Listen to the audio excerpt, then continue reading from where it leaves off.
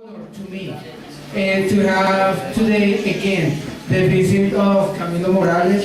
He is an English teacher from the National University, and he is also the writer of the book that we studied this term in literature. The Memoria Escarlata book is a very interesting one,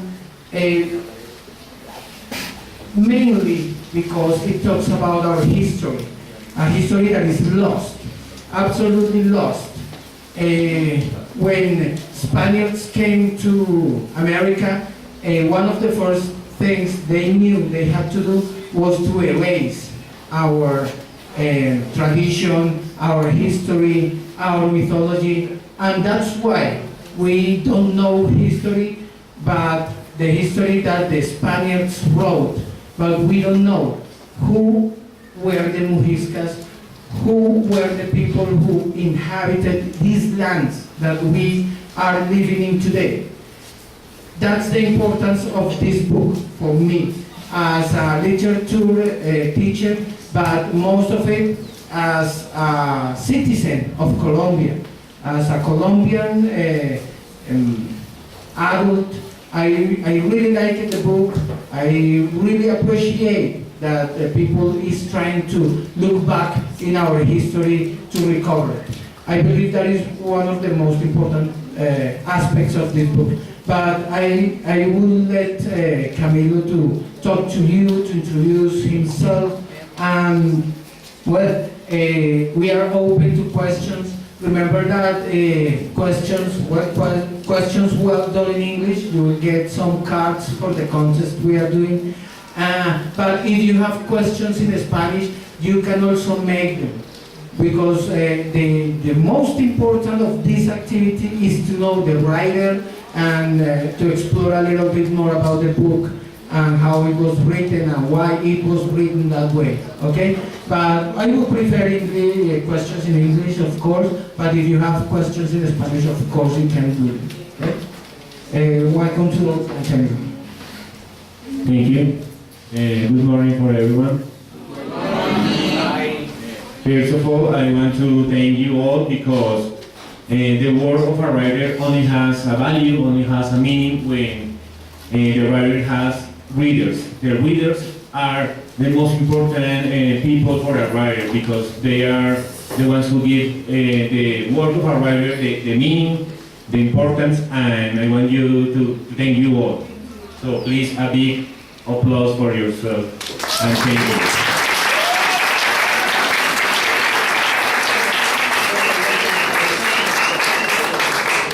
Well, my name is Camilo Morales Mesa. I am a teacher of English in Kennedy, and I would like to share with you a video about the book, a video that is made by some friends that has some drawings and some music that is composed for the book.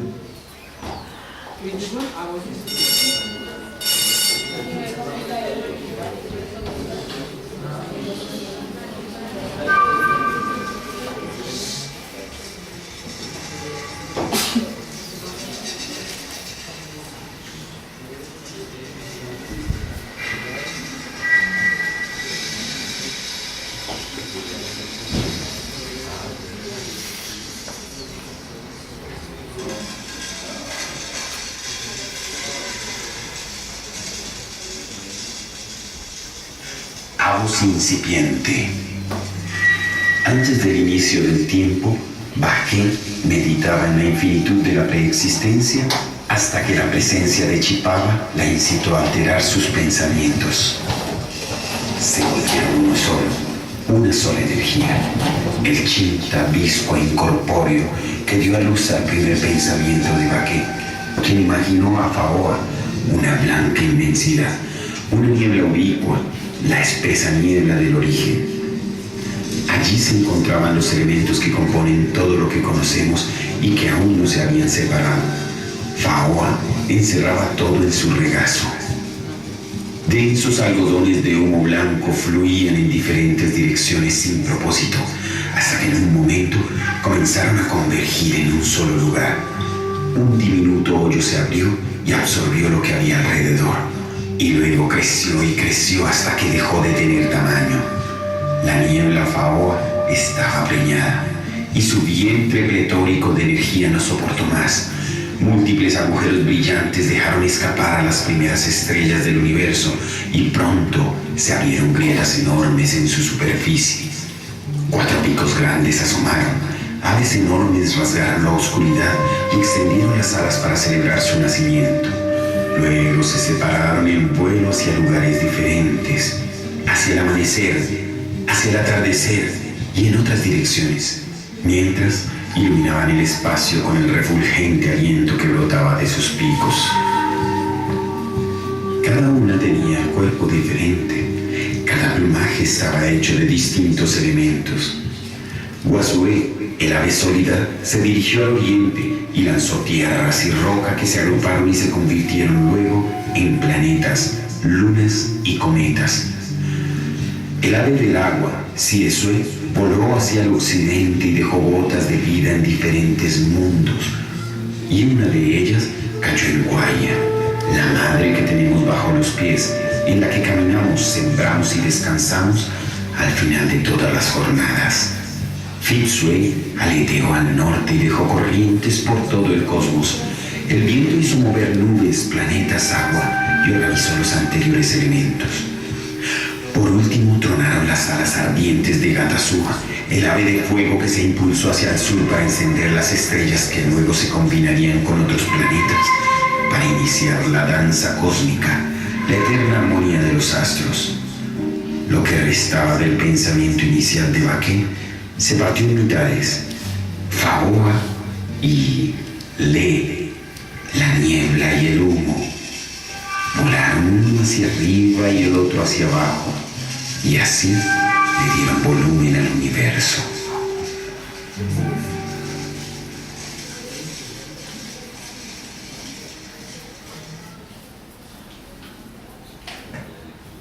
Well, that's all. A little.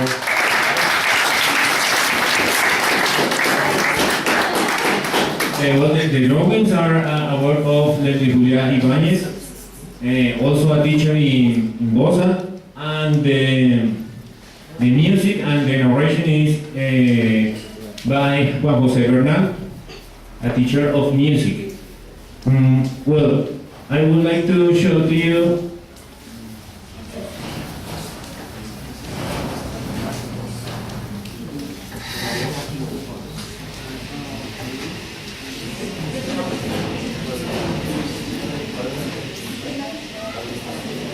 these are the pictures of the books of the new edition that is going to be released by Casa de Libros next October. There are some of the same pictures you have in your books, but with some changes, little changes for the new version. For me to write this book was important because it was to look for identity in my roots, in the roots of the Muisca people.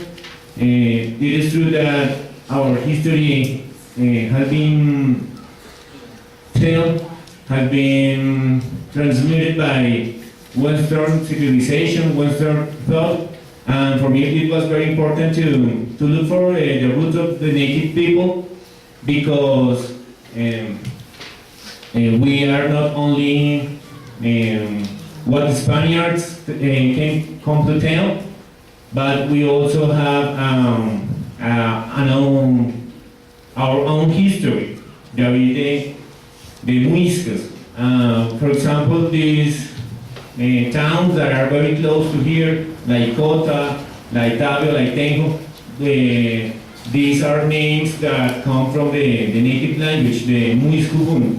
That is the language that some of the words you can find in the book. But I don't want to speak very long about the book. I would like you to speak, I would like you to know what you think, what you feel, what you find interesting, what you like, what you don't like about the book. So I think the word is for you to make questions, to make suggestions, to make comments. So please, who want to participate? Don't be shy, because I know you are not shy.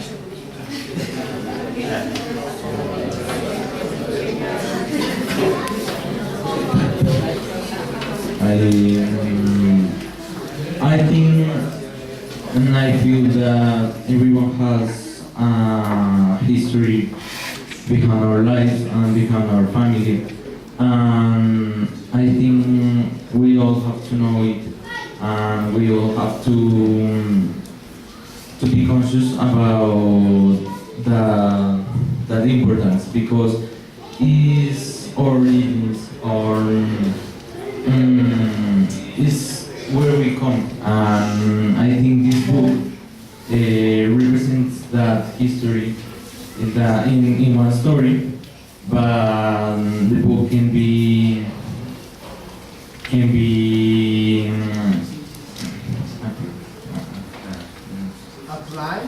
applied in every of our lives, and I think it's like a guide or like an example of that.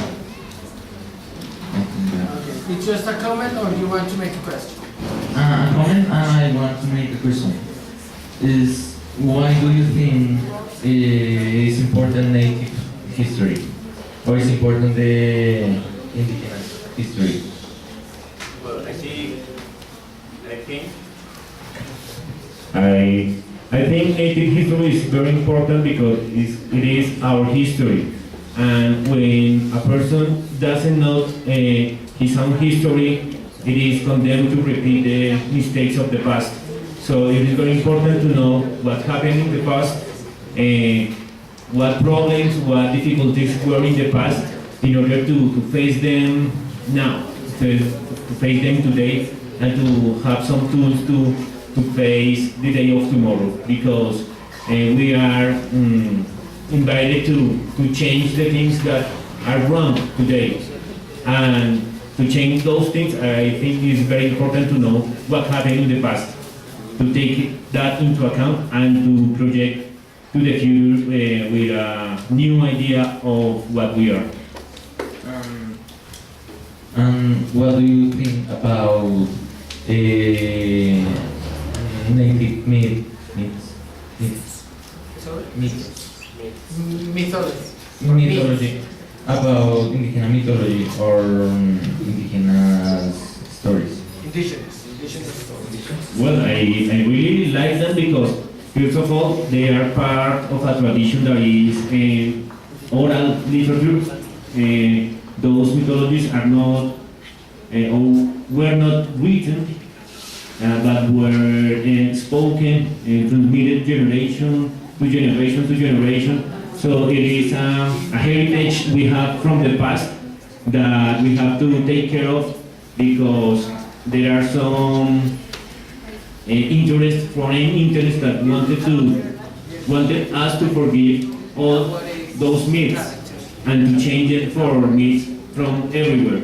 For example, people here in Colombia know more about Greek mythology or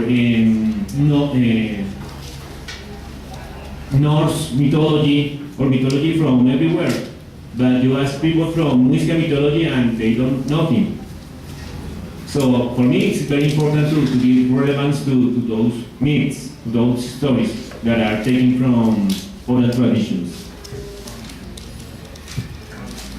Well, I have two questions. My first question is, at which age did you start to write? And what was the reason you started to write?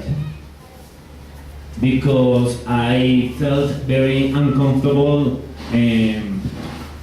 not knowing where I came from, not knowing that, because nobody tells you that. We are taught to look outside, to look at foreign context, to foreign societies, to see Americans as the top of the civilizations, to see Europe as something that we should reach, but and we are somehow thought to see ourselves as less than other people. So for me, it was very important to show that we are important also. We also have an important history. We also have good things to share and to show. And for that reason, I make some research on these topics and try to show them in an amusing way for people to understand and to have contact with these stories. Daniela? For Daniela Ray, please.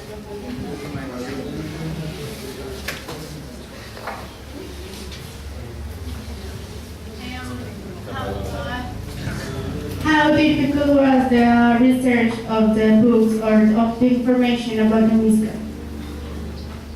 Could you repeat the question, please? Sorry. How difficult was the research about the information that is in the book about the Muisca? How did you collect the information?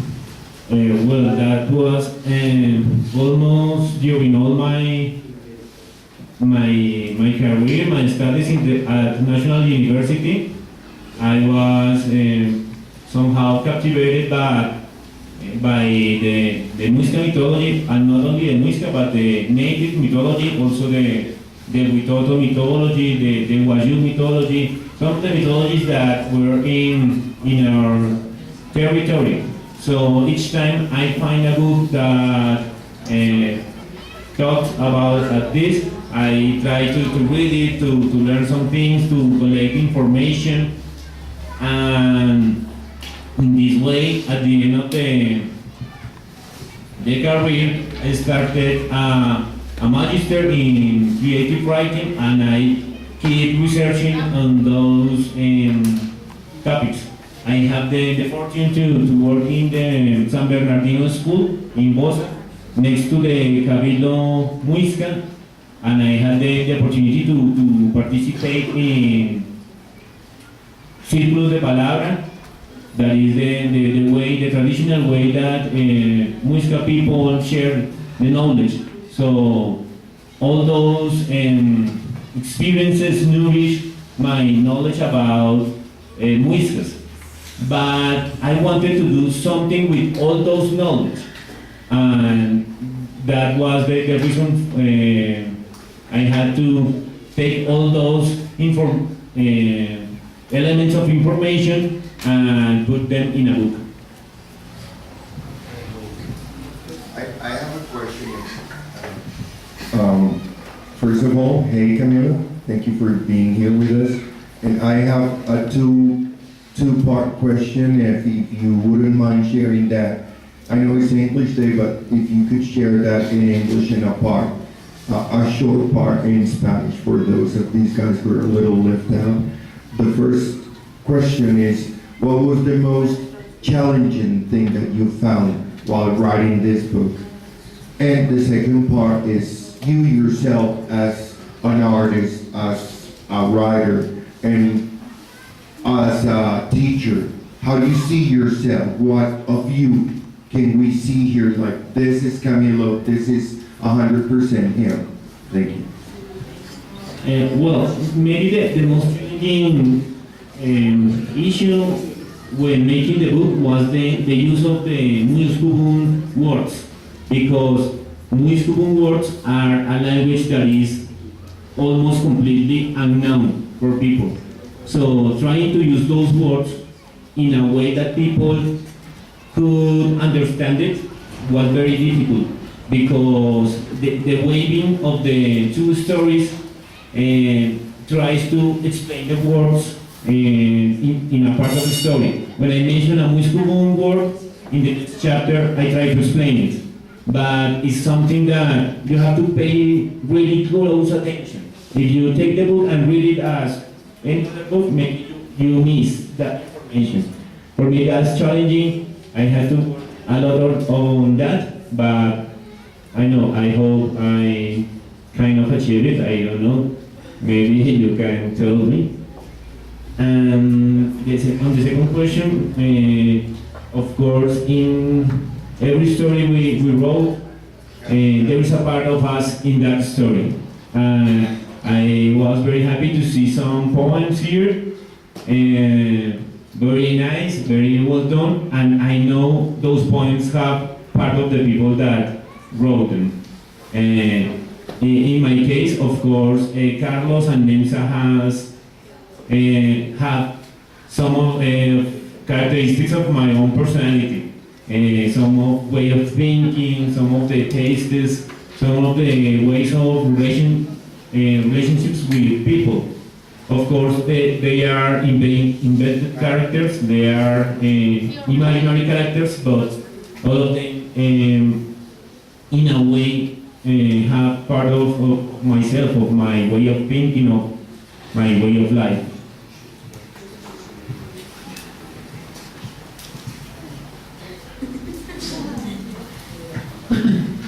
My question is, did you wrote the stories like one by one, or did you make it all the way? Well, actually, this book is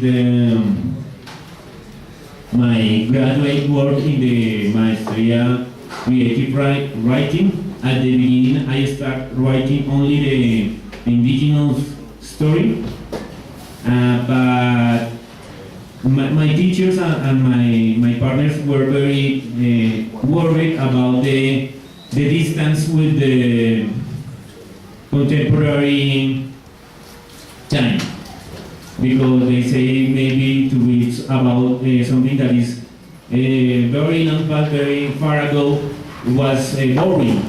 So thanks to the support and the comment from them, I start creating a character from this age, that is Carlos, that is the man that is needing the mochila.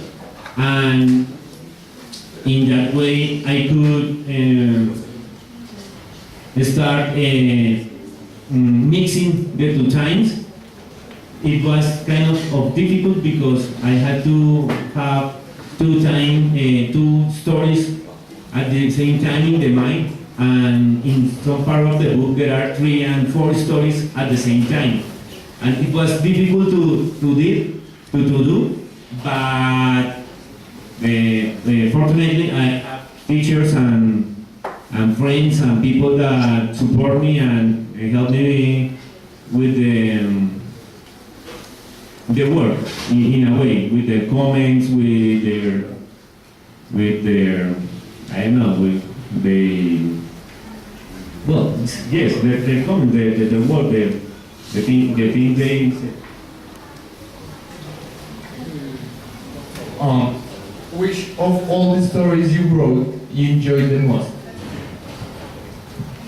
Maybe the one you have recently seen here, the agosto incipiente, because in a way I try to retell the myth, but trying to include some scientific facts. Not only the mythological, also the creation of the universe, like the Big Bang, but in a musical way. So I really enjoyed that part of the writing.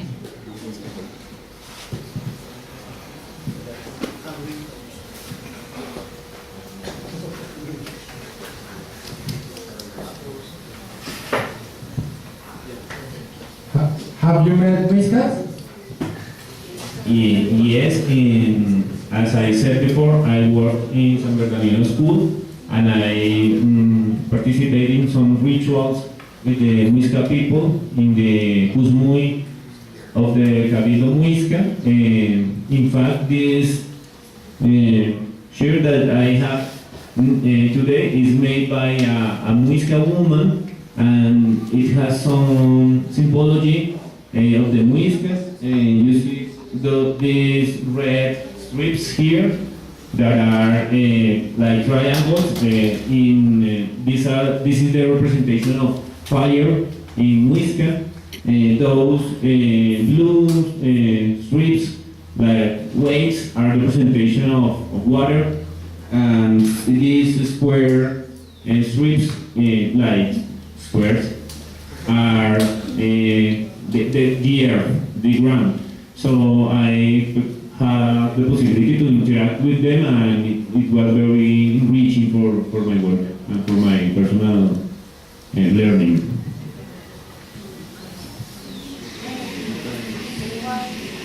Push it once. The button. Push it once. Why you want to call the book Memoria Escarlata? Well, Memoria Escarlata is because the memory of what we are is not only in books, but is through our blood. Yes, it's the blood that is transmitted from the mother and the father to the son or daughter is what gives the memory, like the genetic memory. So for me, blood is part of memory, is part of the legacy of my parents, and is very, very important for that reason. That mochila that Carlos is knitting is part of a memory that is running through her veins. So for that reason, is Memoria Escarlata.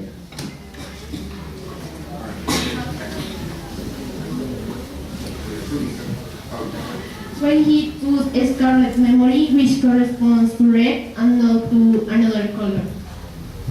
Because red is the color of blood, and it's not exactly red, but crimson or scarlet. So for me, it was very important. It's a color that calls my attention. For me, it has a very deep meaning, very strong. To see blood is shocking in a way. So I try to take advantage of the power of blood to make an impact with the title of the book. Thank you. Why did you think of a backpack and not other equipment to put together those imaginary stories? Could you repeat it? Question? What do you think? Okay. The mochila is very important for any indigenous culture. The mochila is not only the tool you have to carry your things, but the mochila is the expression of thought. When not only a muisca, when any native from Colombia start knitting a mochila, he starts telling a story, and in every circle of the mochila, of the knitting, there are thoughts, there are words, there are feelings that people is putting on that object. So for me, it was very important to make a mochila. It wouldn't be the same to knit a pair of gloves or a pair of socks or a sweater. It didn't have the same meaning, but the mochila is very important in every indigenous culture. For that reason, I choose the mochila for that purpose. Hey, and well, what's your opinion about the actual society problems? Actual society problems are not only from nowadays, but they have a history, and they come from very far behind, 500 years or more behind. So to analyze them without the context of the past is kind of irresponsible, because all those problems have a root, have a beginning, and some of those things we haven't been able to go forward because we forgot the past. So for me, it's important to analyze the past, to face the problems of today.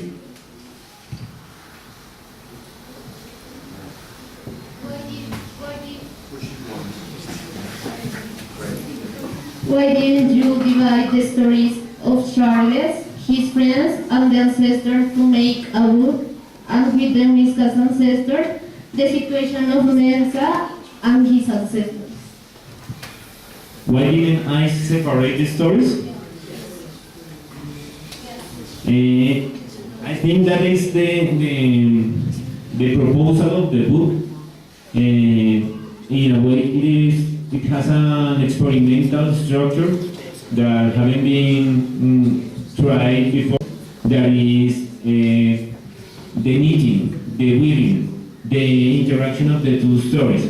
That is, in a way, the metaphoric representation of the mochila. How you are going to mix one fabric with another fabric to create one object, only one object. The idea of making two books, one contemporary and one Muisca, doesn't have the same impact that making a book with the two.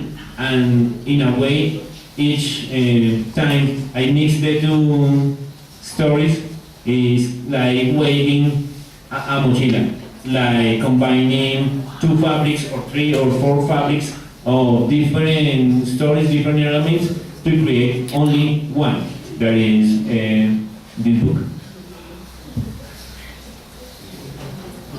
These indigenous men's names took them out of their imagination, out of investigate them with others, or language of Muisca culture. I did some research on names. Some of the Muslim words I use are really the Muslim words with the meanings of the Muisca people.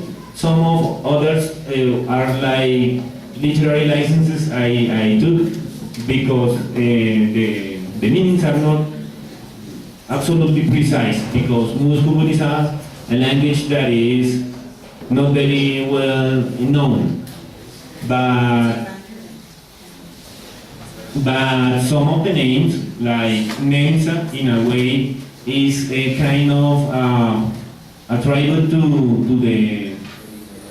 the last name of my mother, that is Neisa, and my own last name, and to play a word game with that name and create a character that has a similar name, that is Nemsa, from Neisa. I researched that from my own history and the history of my family, and it seems that that last name, Neisa, came from the cacique Naizake from Samacá, that is in Boyacá, and is the same town of my parents and grandparents. So the story in a way is grounded in my roots. So I did some research, and some words are not invented completely, but are taken from information I had about the Muiscas. Where did he get so much imagination to create such strange animals in very rare place with a very detailed description? Well, imagination is something we all have. We are always imagining things. For example, when you dream, your imagination is active all the time, and all of us have that capacity, but not all of us are interested in activate that in our work. So for me, it was important to use all things I was learning to create something. For example, I really see great works of using imagination in some of the works I am seeing here. And it is very important because though some of them are representing the images that are already created, they are made in the own way of the artist. changing changing styles, changing details. So imagination is something we all have, but to create something with imagination needs work. And I think there is the point of the work, to activate those thoughts, because we all have imagination and creativity, but sometimes we prefer to spend time watching television or in the internet and chatting, and imagination and creativity will deactivate, get numb when we do those activities. But I'm really glad that I see that imagination and creativity is very active in you when I see these kind of works that are very good.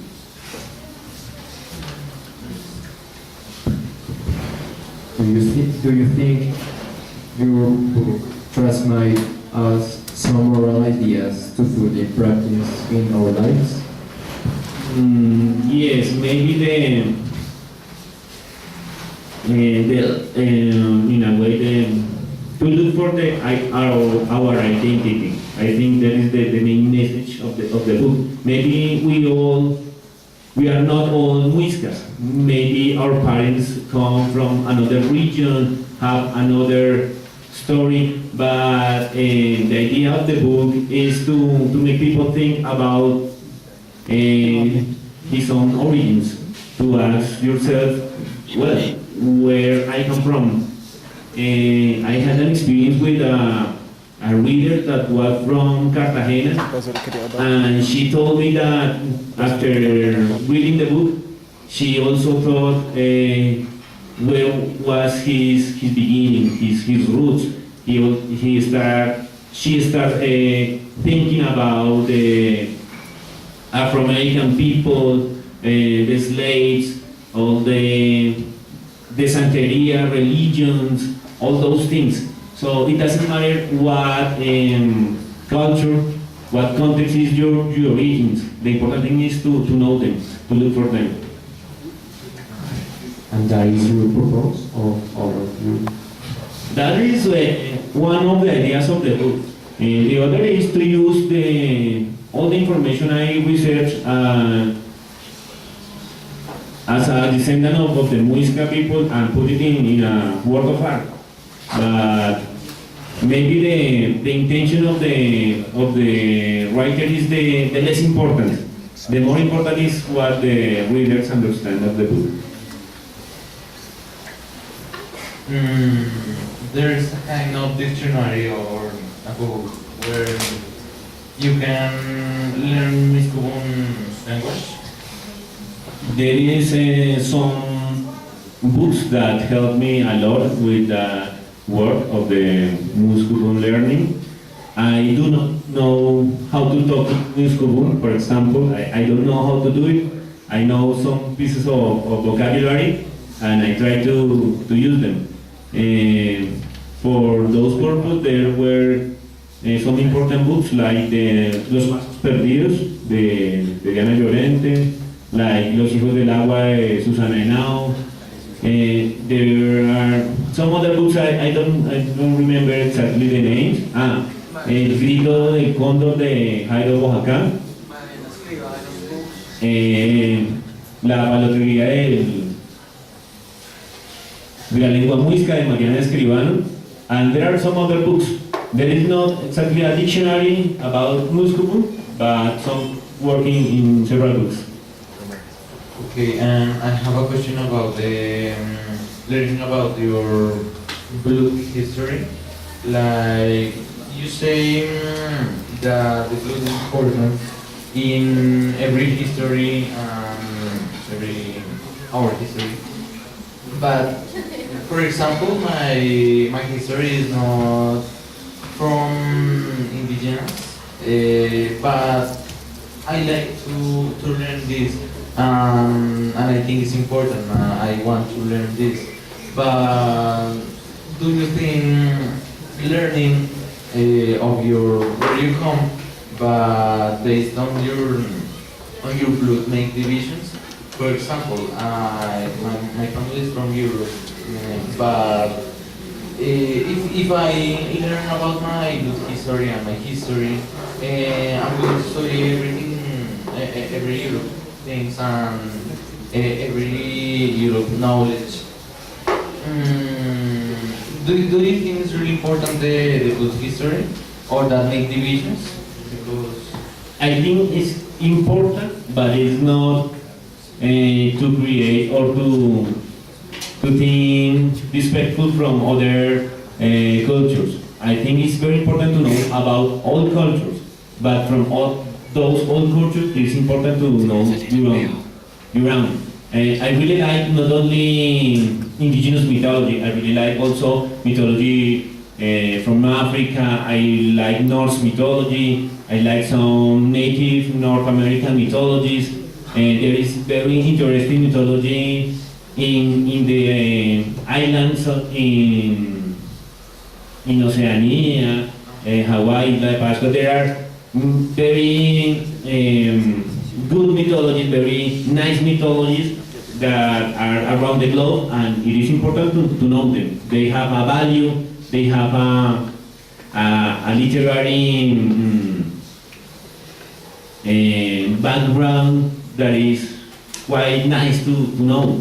Not only Muisca, but it's important to know to know also your own context and to give the value in order to share them with other people. Not to impose them, not to tell it is more important, but to share.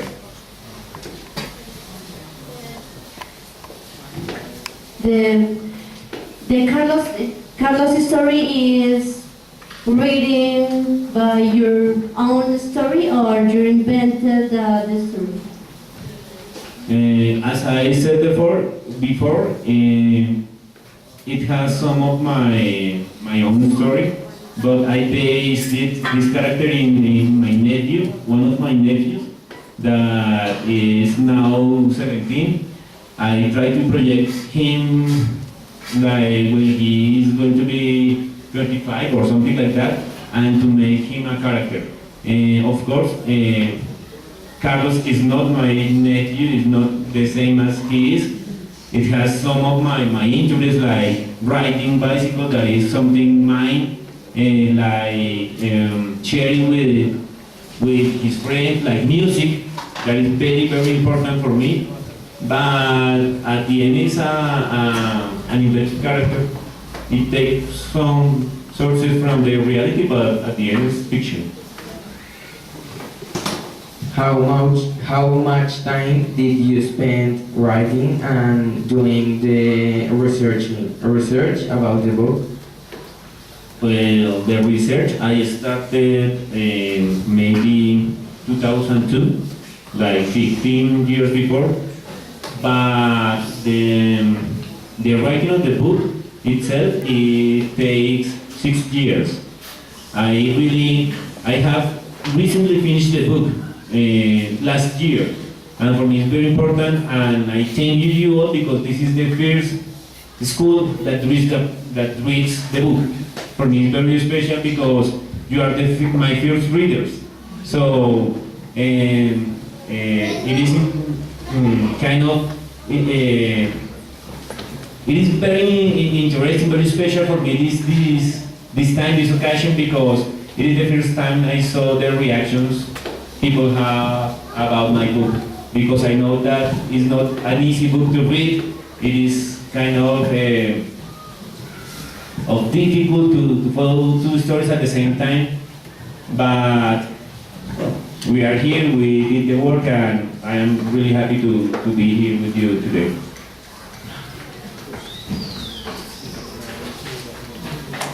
Okay, well, we go with two final questions, and then we will have the time for the author to watch all your artworks and to decide which is the best in each group, because you know the winner in each group is going to have a very special grade for the final in literature, right? And I really ask you to be a little bit organized when we finish this talk, And if you have some comments, well, in Spanish or whatever with the author afterwards, you can make them. And for the people who make the literature exam, but it doesn't have a relation with the book, you have to wait at the end. I'm going to check to evaluate. I'm not going to evaluate 8th grade works, okay? So you have to wait until I check your work. Before that, you can go to your classroom, okay? So just to be clear. 2 final questions.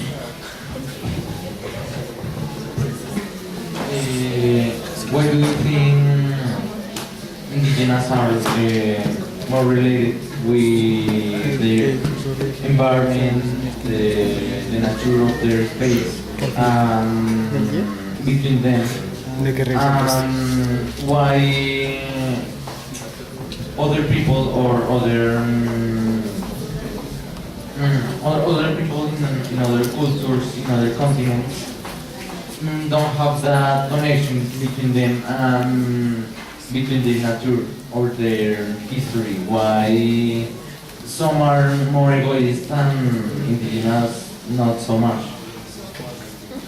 Well, there is a kind of hard topic to talk, because maybe it has to do a bit with religion. There are religions that are very abstract, that whose deities are really abstract. People doesn't, it's difficult to have a direct contact with them, with deities. Instead, in Muisca culture, you have contact with deities all the time. You go outside and see the sun above you, and that is God.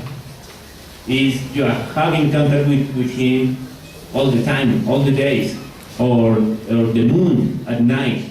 For me, it's very special to see full moon, and I feel kind of a good energy with it. If people had respect for nature as the word of God, people won't be so mean and so destructive with things. For Muisca people, water was sacred, so people didn't throw garbage to water, didn't contaminate. For us, water is a public service, so it means only money, and you can turn on the faucet and you can let the water to be wasted. But Muisca people thought different.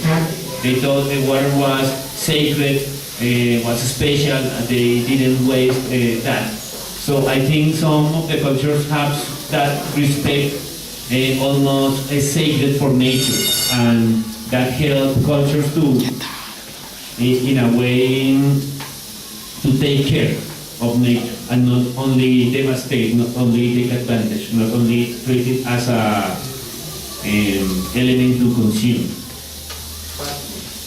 Why do you think that there is that difference? Because of the roots of the same organization of society. Capitalistic society and industry have seen nature as the element where you can take to make materials, to make goods, to make merchandise.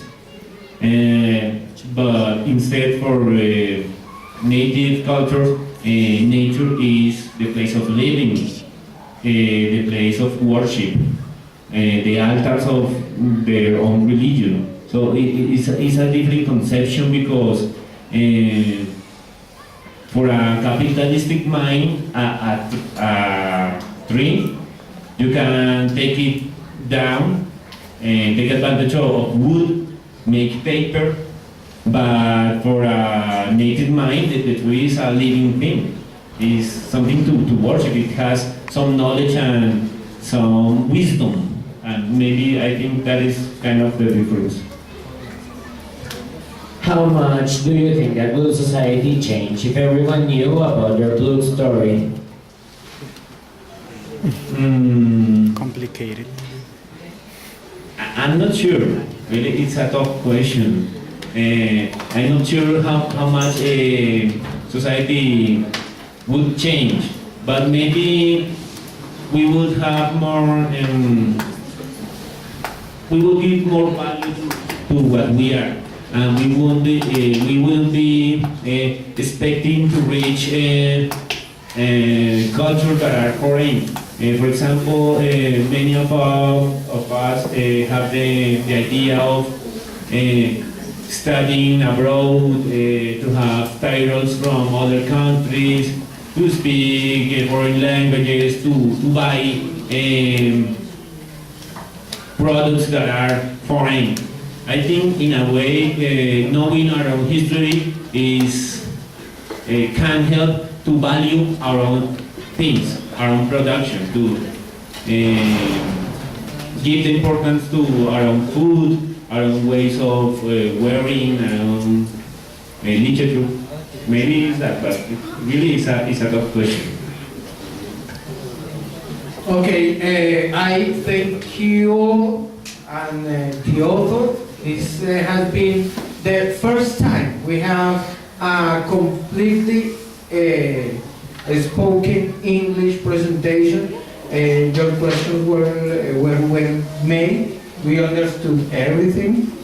So it's very good from you. Your behavior is outstanding. I really appreciate it. And Camilo, in behalf of all your first graders, I would like to congratulate you. It's a great book.